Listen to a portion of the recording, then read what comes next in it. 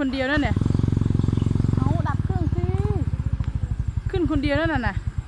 ใช่คนขับแมคโครคนเดียวคนขับรถนี่คนเดียวโอ้โหสุดยอดเลยอะ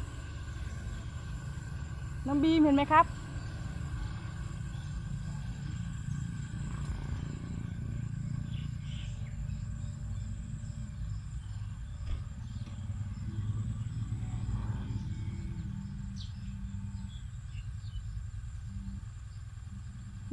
มาทางนี้ลูกเดินมึงจะเลี้ยวมาทางนี้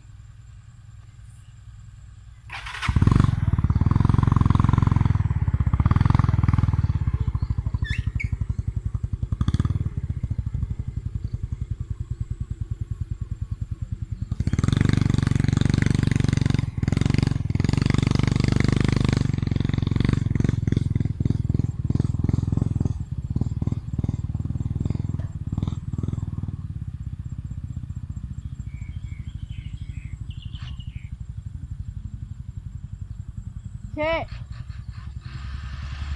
มาแล้ว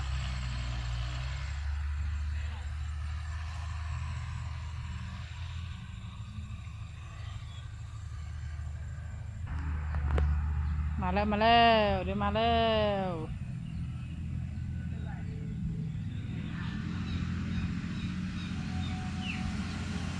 บ๊ายบายสิ